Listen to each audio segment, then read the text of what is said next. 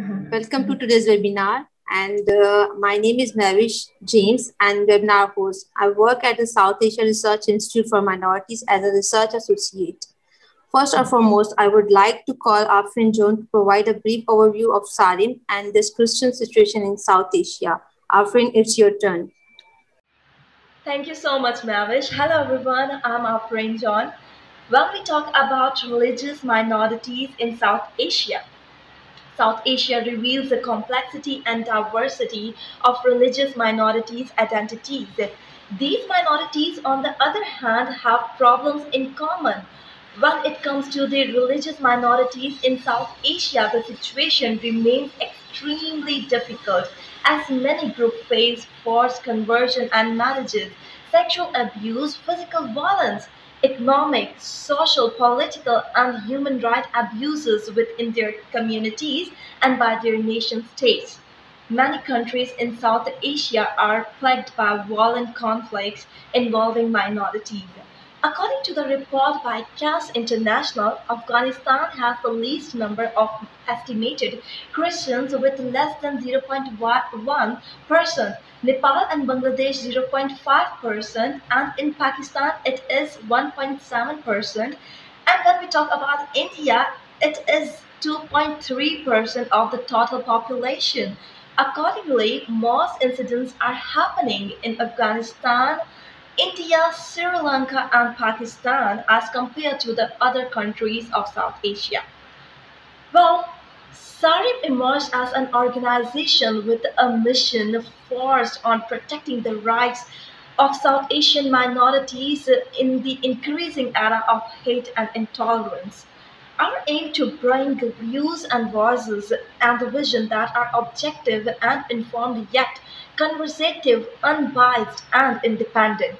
Our organization aims to help and raise awareness about the issues that South Asian minorities face as they battle to protect their rights to the land they live on the languages they speak, and equal opportunities in all facets of life.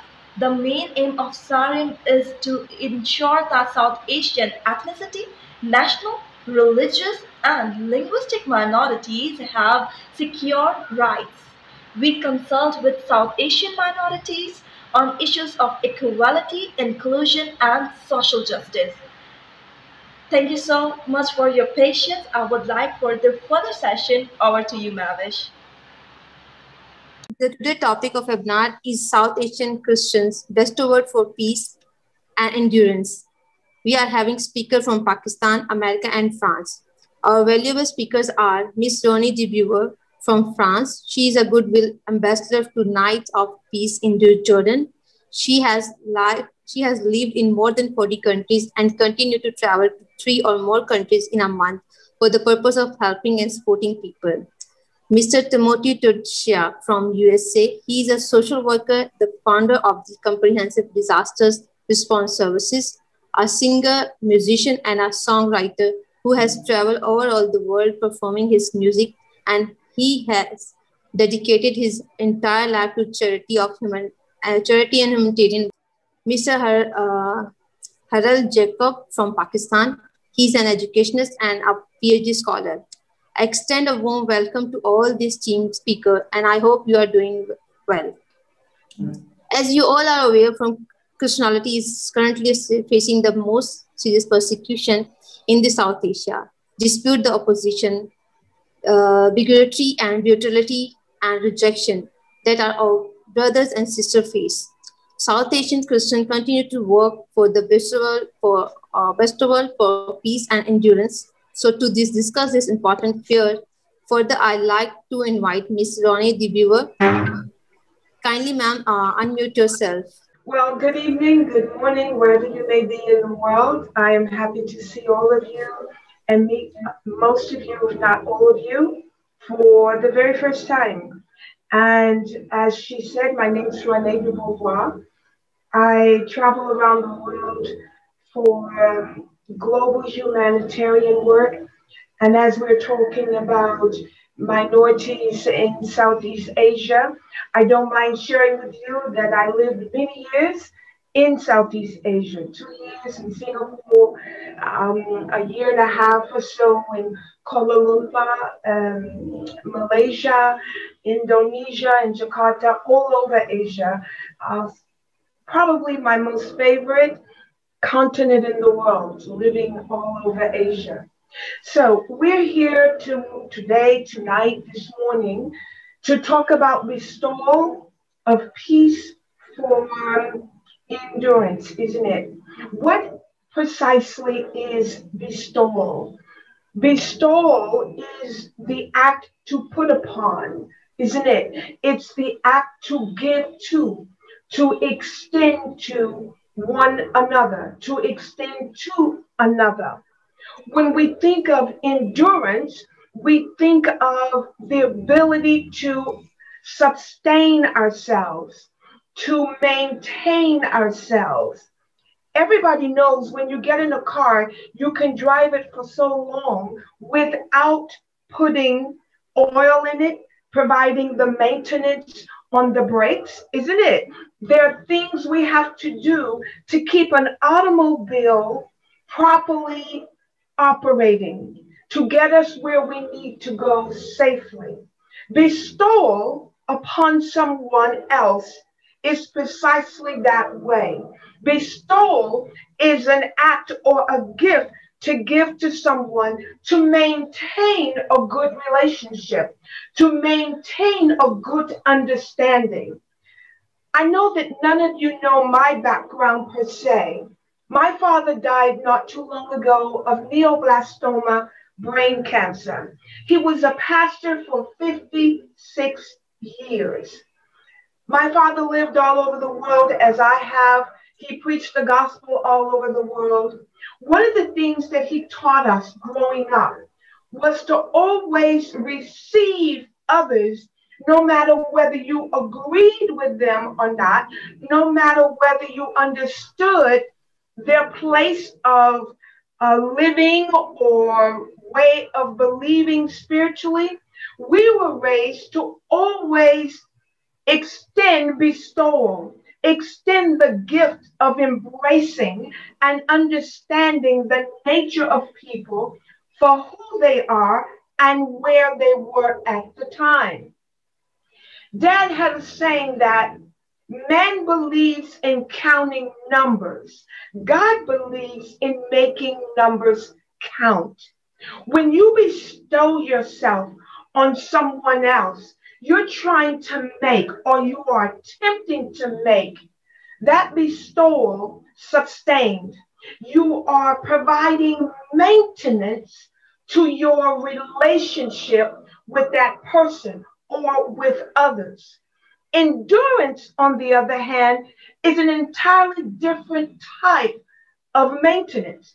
Endurance is the sort of thing that we do to, again, sustain ourselves, to sustain our relationships. Look at the United Nations and their 17 sustainability development goals. Each one is different, but each one has a purpose. Each one has a different strategy to gain that objective or that goal. There are three extractions in life: time, love, and death. Without the ability to bestow understanding on someone, you're missing the characteristics of time, love, and death. What can we do or say to you, all of us as speakers, to those of you who are watching either live or a replay? What can we say to you that is happening right now that would encourage you, that would excite you? Let me give you something that I came up with for this specific webinar. Intentions at times will not disrupt your discomfort. You hear me now? Intentions at times will not disrupt your discomfort. That is where endurance comes in. Why is that? Because what is intended at the time has a particular purpose. And in order for that purpose to be fulfilled, you must endure what you're dealing with at the time. That goes back to the bestowal of gifts, extending yourself to someone else. There are people that I meet all over the world all the time, both online, through social media, live in person when I'm speaking on stage.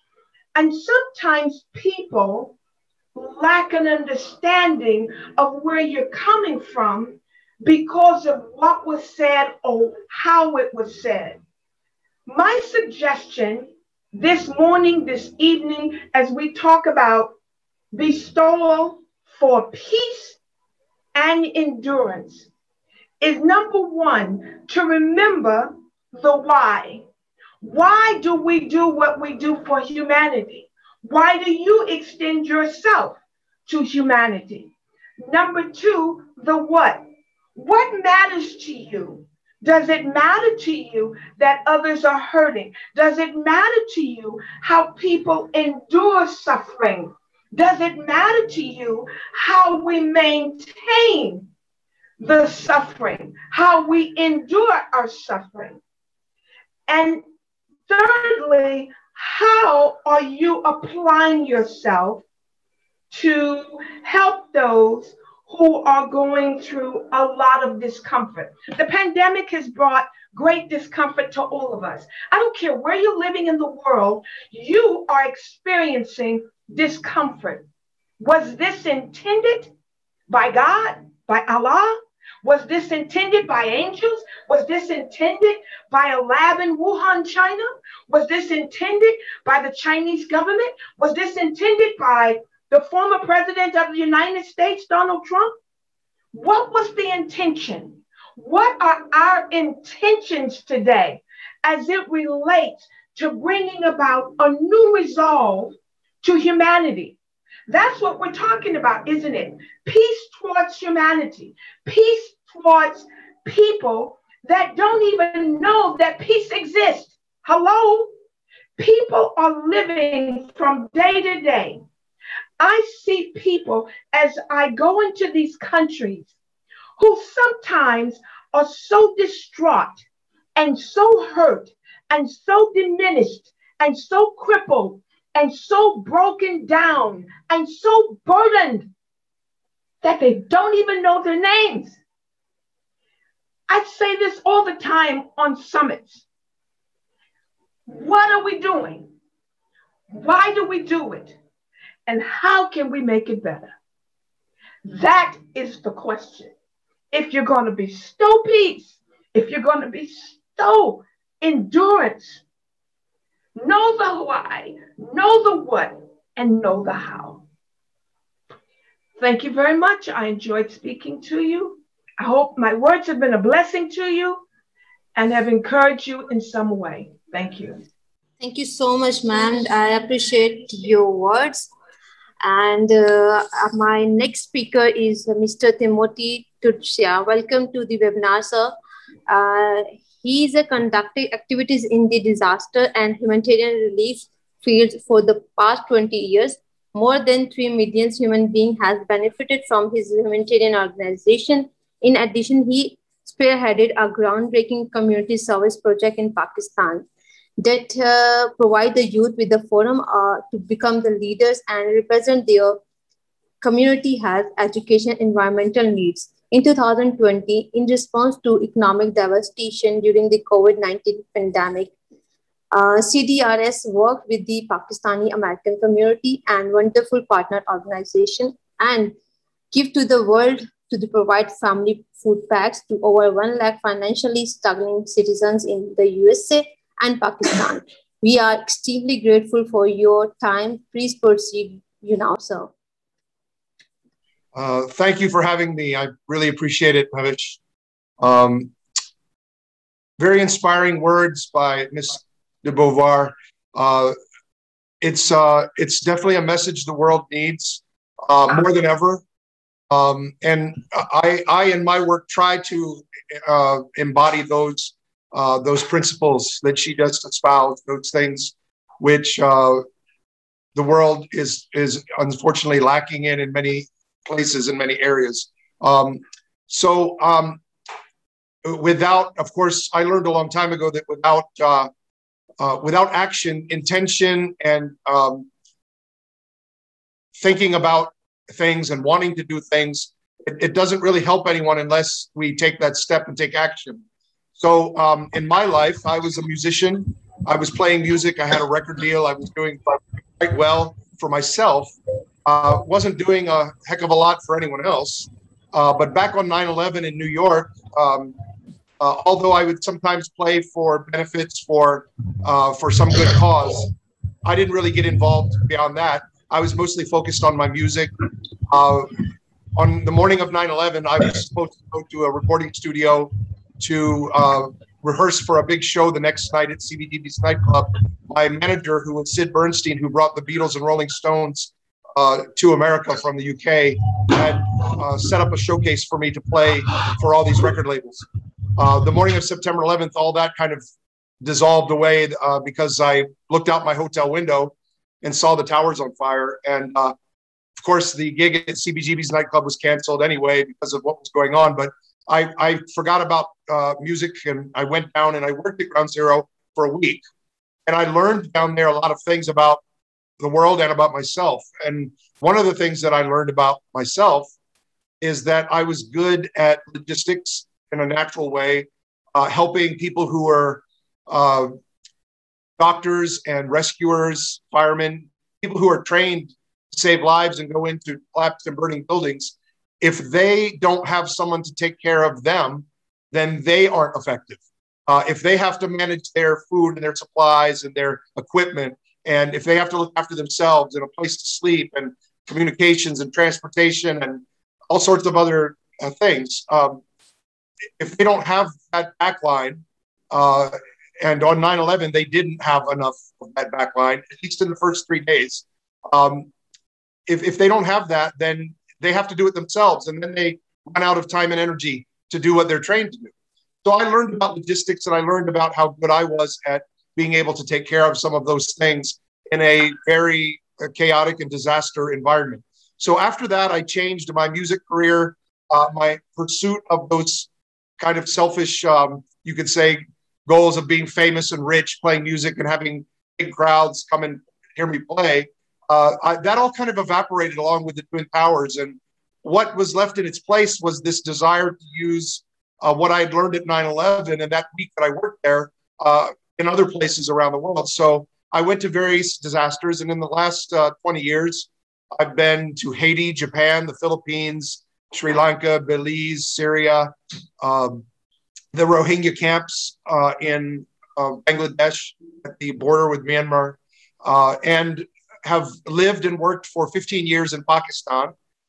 Since the 2005 earthquake in Pakistan, when I came just for 2 weeks with a group of Pakistani American doctors, to help them with their logistics needs while setting up a field hospital in the middle of the mountains in the earthquake zone.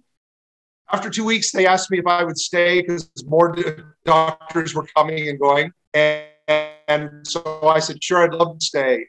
Within a couple months, I'd really fallen in love with the people and the children in Pakistan, and was assisted by by the UNICEF and Pakistan Red Crescent and Turkish Red Crescent and the Pakistan Army, the US Army. So we worked together on this mission to serve people harmed by the earthquake. And I was asked by the people that lived in those villages if I would stay. And I just felt it was a great place to serve humanity. So I decided I'll stay, and the Army helped me register an organization. And I thought I'll stay for a year or two. And these young people who basically had lost their homes, their places of business, their schools. So I got a group of really wonderful, honest young people that worked with me. And we decided to, after a few months, after being asked to stay, and the government of Pakistan and AJK Health Department asking us to stay, I actually formally registered in Pakistan. And but after about a year or two, when I thought I'll go back home to the United States, more disasters, more things happened in Pakistan. There was more floods. There was a lot of poverty, a lot of need. And as I saw more of that need, and then there was the war with the Taliban in Swat, which happened in 2009, floods in 2010, and it just kept being disaster after disaster. There was also minority communities like the Christian community who really were in bad shape and needing help. So my team and I, in the last 15 years, have responded to every disaster in Pakistan. Since that first earthquake, there's been a couple other earthquakes. There's been 2 major refugees crisis due to war with the Taliban, once in Swat, once in 2014 and 15 in North Waziristan. Any number of floods, including 2 that would be considered biblical floods. And of course, even up to now, the IDPs crisis, 2 years back, the heat emergency in Karachi. So I have a team now of about 1,000 volunteers and 45 employees. We have 2 medical facilities. One is a mother-child health center. One is a child health clinic. We have a house of blessings for widows and orphans that looks after widows and orphans, not only their food and a roof over their heads, but also counseling, career counseling, and all kinds of ways to deal with the trauma that these children and mothers have faced by losing the father, but also being in terrible poverty. We have an animal welfare program because we believe that empathy in a society has to start from its weakest creatures. And if we don't help especially the domesticated animals, like cats and dogs and donkeys and horses and cows, if we don't help those animals that are suffering, then how can God bless that society fully? So we have a very strong animal welfare program now that we help struggling rescuers and shelters all over the country that do good work, but they just don't have the financial resources to take care of all of the animals that need them. So we have a youth program, about almost 30 youth chapters around the country, from the mountains in Chitral and Swat and AJK all the way down to Karachi, the big cities and things like that. And those kids are very passionate youth who just want to do good for their community and build a better nation for themselves, better neighborhoods. So they do things like feed people and do blood drives and go to visit orphanages and homes for the elderly.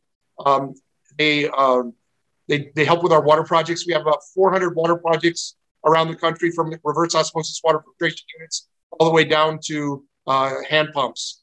So if anybody out there would like to partner with us or work with us, or support us in Pakistan, we do work around the world when there's a disaster, when there's a major disaster, but most of our development projects are in Pakistan, and we've got our hands full here. So if anybody does want to work with us in Pakistan or come to Pakistan and support our work or collaborate with us in some way or volunteer, please do feel free to get in touch with me.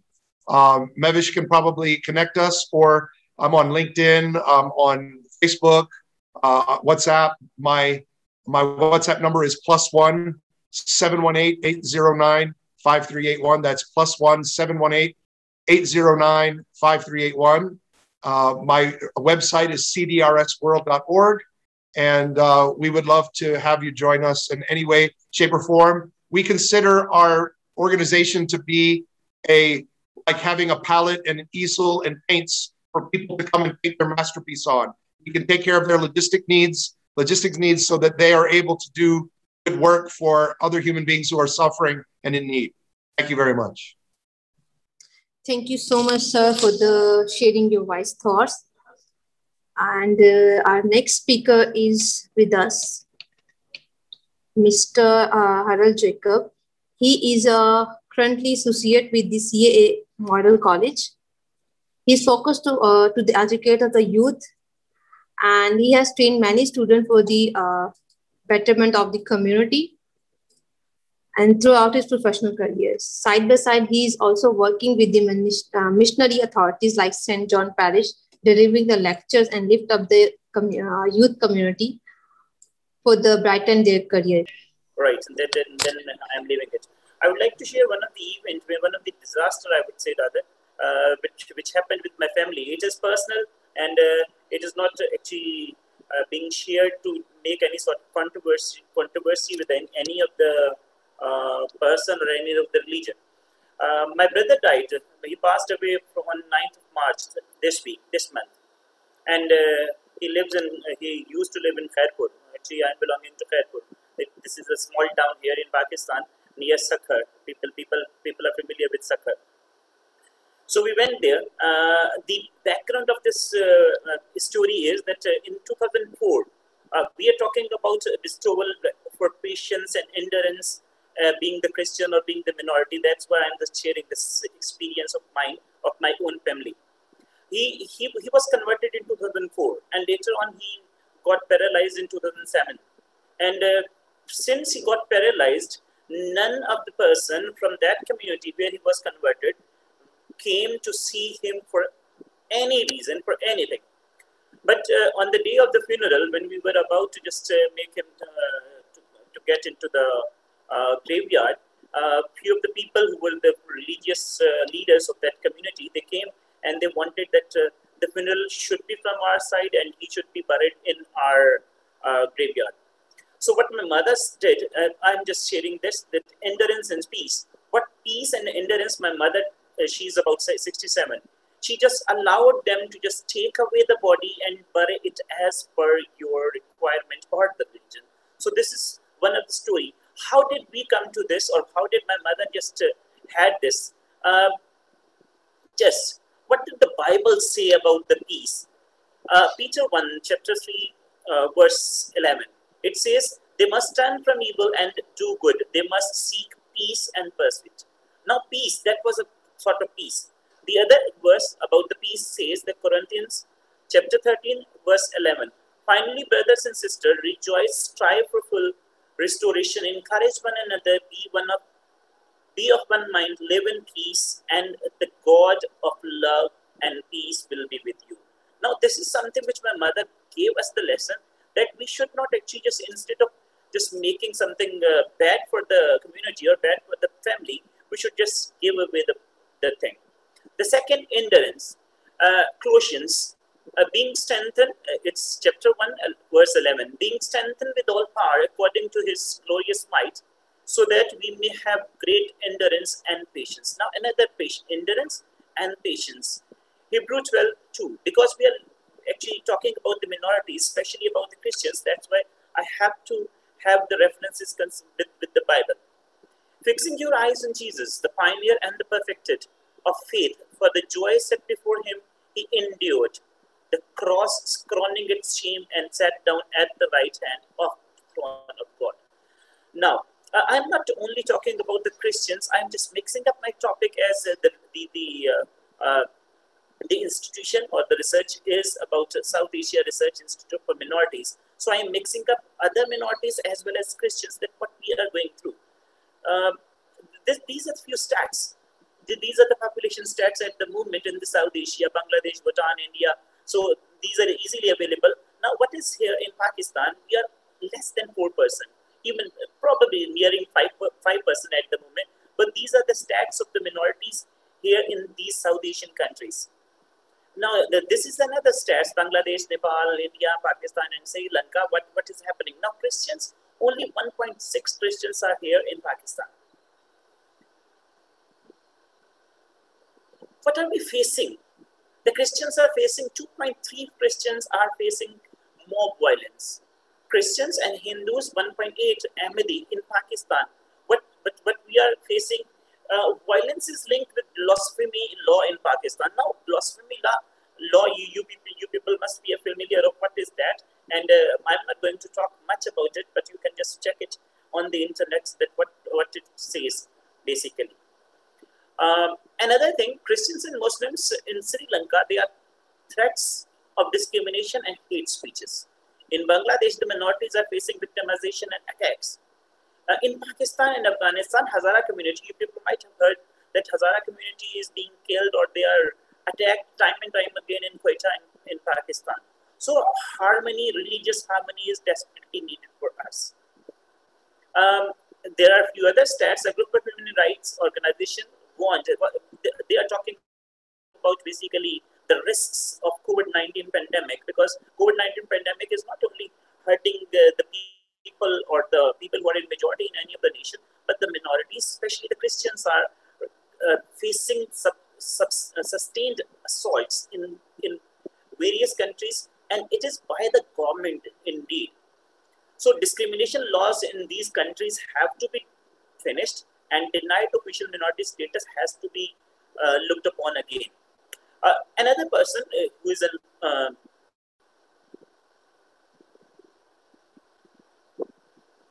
Dr. Fernand, he is a US observer. He says that minorities are facing many discriminatory exclusions and restrictions in relationships to citizenship. And another problem is there for the Christians and for the minorities. Rights and access to basic services, including access to health care and information in their own language during the pandemic. Now, another crisis or the problem during the crisis during the pandemic is that people are not given proper guidelines, or they are not given health according to the language or information they desire.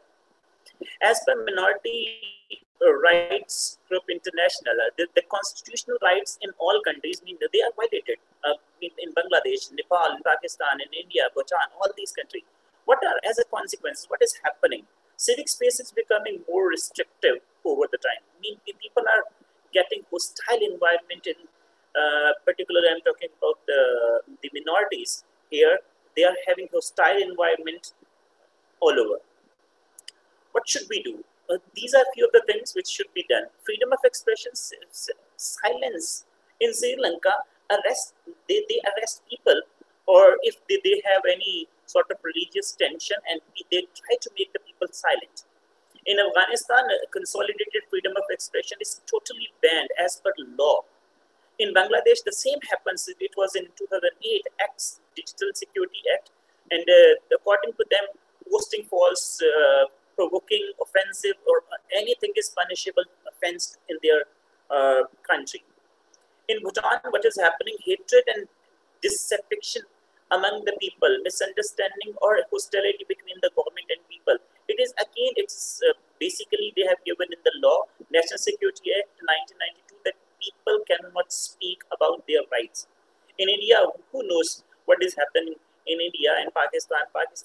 I'll talk about Peshawar, I can talk about Quetta, I can talk about Sakha, where I went through, where I was married. The church, it was ablaze when the ceremony of matrimony was being held. In India, according to Minority Reports 2029 critical, the government, they have actually banned the channels who talk about the minority rights. In Nepal, it is again that all the things of the journalist, all the criminal codes, they have the confidential, the news or information has to be with the government, not with the media or anyone else.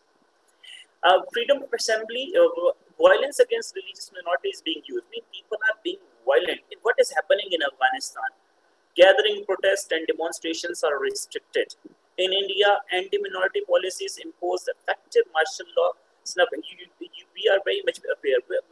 I just told you that I'm not only talking about Christians, but Muslims, majority in Kashmir, they are facing the same problem. Public protest is not allowed to religious minorities in Pakistan. Most fear violence and retaliation. I know that there have been few of the issues concerning the religion, but the government never allowed the Christians to make any sort of protest or position in the wild manner. In Nepal, Christians faith, now this is quite bad.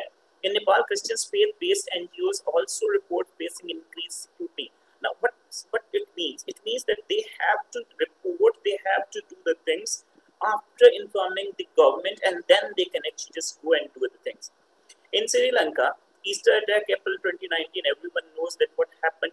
It is basically subjected to discrimination, harassment, and all the things. Targeting minorities. What is happening in Pakistan? Christians are curtailed. Even if there are lawyers who want to just fight the case, if there's a blasphemy case, they are having threats, and eventually the lawyers have to leave the cases. The blasphemy law on the Christians or the other minorities has been used to violence against religious minority. There have been reports that Christians being deprived of status benefits in Bhutan. Another issue for the Christians. India has become the dangerous and violent place for Muslim minorities, even for the Christians. You people might have heard about what is happening to the Christians. I am just winding up the things with few of the things. The COVID-19 pandemic has resulted further attack on the civil. Now, just look at this. Even the government is basically making the lives of the people quite, I would say, difficult for the people who are living there. Protests on the civil space on their government's handling of the coronavirus have been suppressed. Now they are stopping us. That they are stopping. It becomes very clear that in region civic space for minorities, especially religious minorities, Christian is shrinking. We are not able to just speak on anything. I have some suggestions and recommendation for this harmony. A removal of legal contradictions existing. There are many laws which should be removed. Remove law that make it difficult to civil society organizing to register or re-register the cases. Recognize minorities in the constitution that they have very low rights. As Pakistan, we are not able to have the posts like prime minister or president or the chief of army staff, etc. Ensure constitutional provisionals to criminal discrimination of all forms against minorities. Improve the enabling environment and develop the effective protection mechanism. Impartial investigations should be there. Now, the bestowal for peace and endurance. Another few things, only few things. I know that we are running short of time. We have to be patient. Being the Christians, being the minorities, we have to be patient. Observe and promote religious harmony. Improve mutual respect and collaboration among masses. Try to be neutral in all respects, especially religious discussions and argument. This is the need of the time. And avoid unnecessary criticism. I would again go to the religion at the end. What does the religion say? Matthew 5, chapter 5, verse 9. What Jesus says, blessed are the peacemakers, for they will be called the children of God. John 14, verse 27. Peace I have leave with you, my peace I give you. I do not give to you as the world gives. Luke 21, verse 19. By your endurance, gain your lives. We have to exercise peace and endurance. John 8, verse 32. And you will know the truth, and the truth will set you free. Thank you very much. Thank you so much, sir. I appreciate your valuable insights. We have a questions from our participants. So I would like to invite participants to ask questions, please. Okay, I want to ask a question from Mr. Timothy. How do we control these situations in South Asian countries where Christians face numerous minority crises, religious discrimination, and persecution? Well, I mean, it's a very tough thing that I don't have the answers for. I mean, I think that these communities are, they're very, unfortunately, they're very poor. They don't have a lot of resources. I think it's up to the international community to pressurize some of these governments in these countries that are actively involved in repressing minority rights. I think that economic pressure should be put upon them. Unfortunately, the international community, the leaders of nations are seem to be more interested in money and power rather than to serve those who really need them the most. So I personally have a lot of faith in a lot of our leaders in these day and age because I see them looking the other way constantly when it comes to these type of things. But since the leaders of the world and the nations of the world, the governments, are often not speaking up forcefully, or they're hypocrites. They speak up for some, but then they're silent about others if the money is from that country is important. For instance, in India, there's huge markets and the United States doesn't want to disrupt the flow of money, and so they are often silent about things going on there. So it's just one example. It's happening all over the world. So I think it's up to, unfortunately, it's a big challenge, but those communities have to, press on and do the best they can, and with whatever way that they and their community leaders can advocate for change, to try to change the society from within. But really, I think it's incumbent upon all of us as human beings in the world, especially those of us who live well and have some level of wealth and ability to do things, opportunities to use our voice.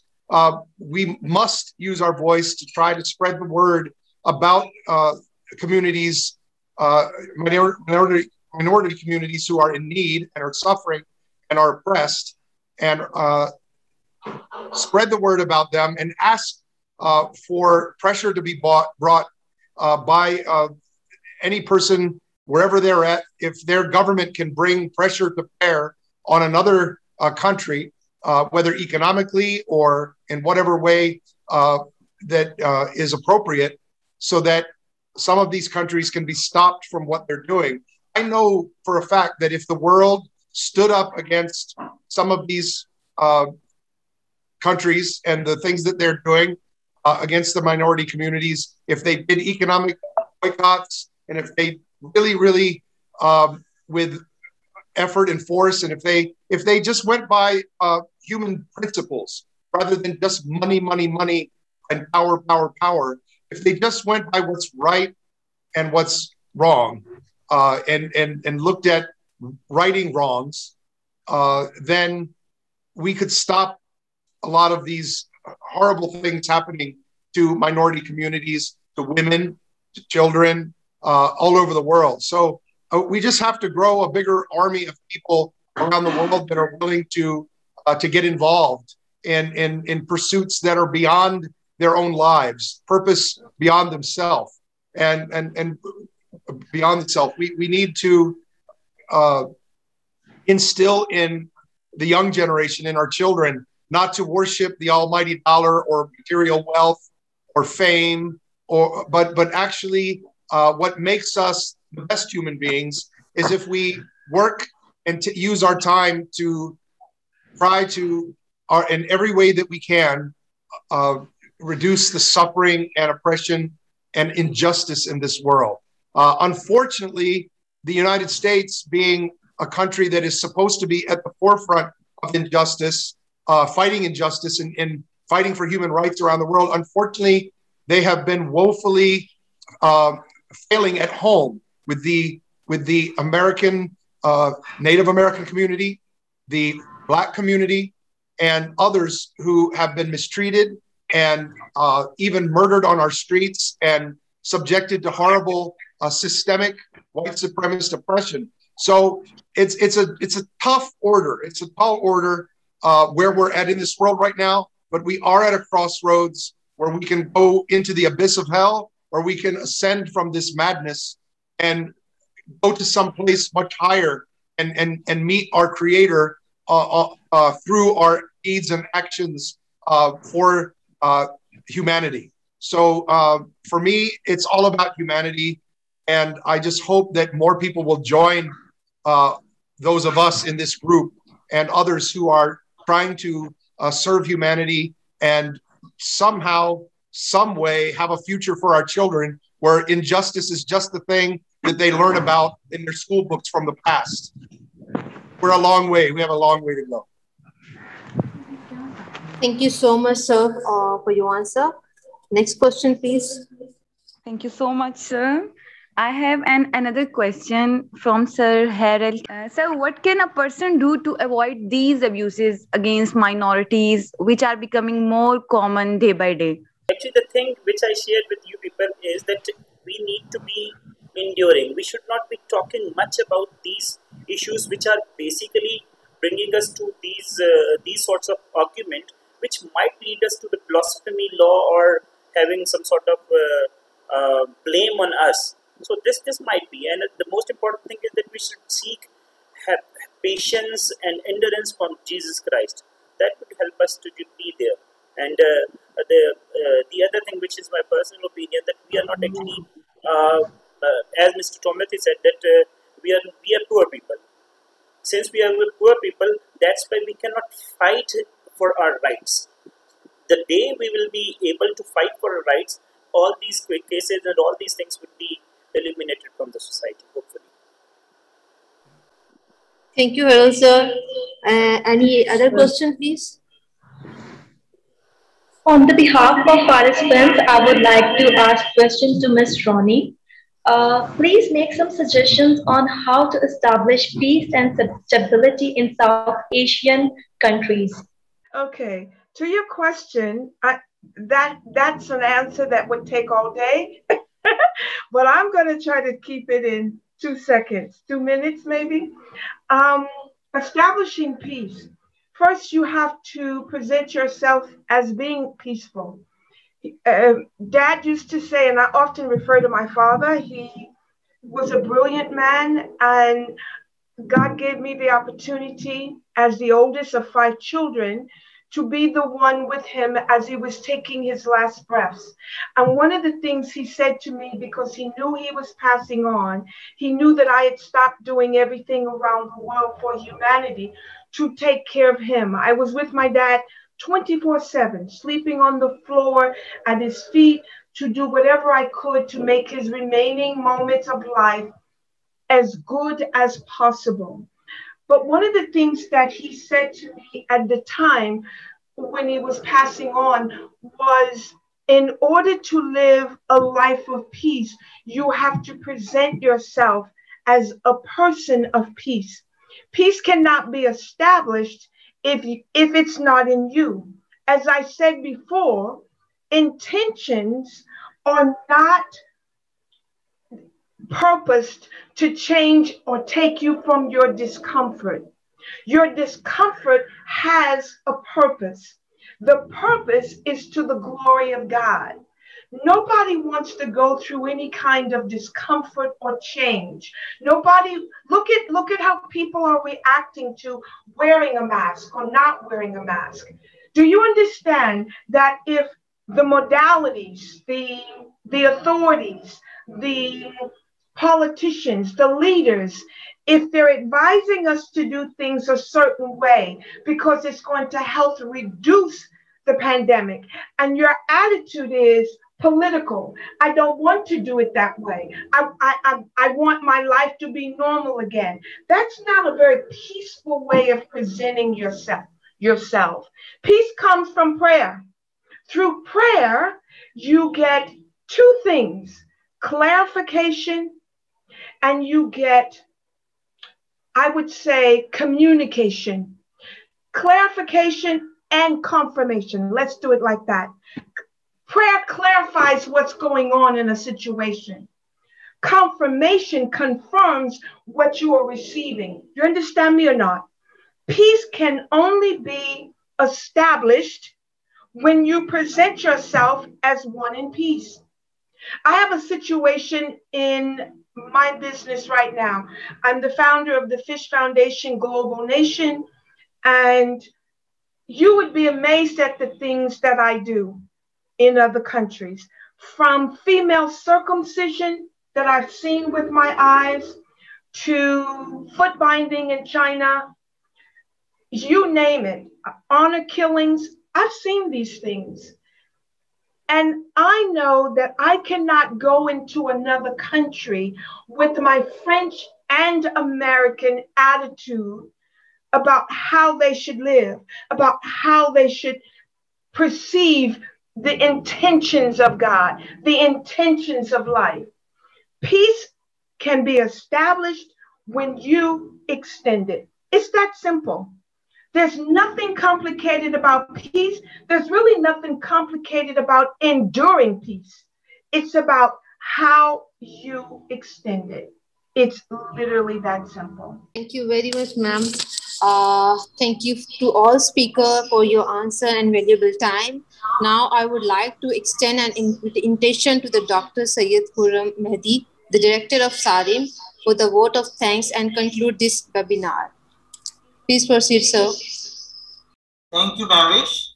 I am appreciative to the honorable speakers, Ms. Rone, Mr. Todd, Shea, and Mr. Haral Jacob. Sincerely, for providing us with a diverse set of perspective on the topic. Indeed, it's a tremendous pleasure for us to be joined by such a distinguished group of professionals.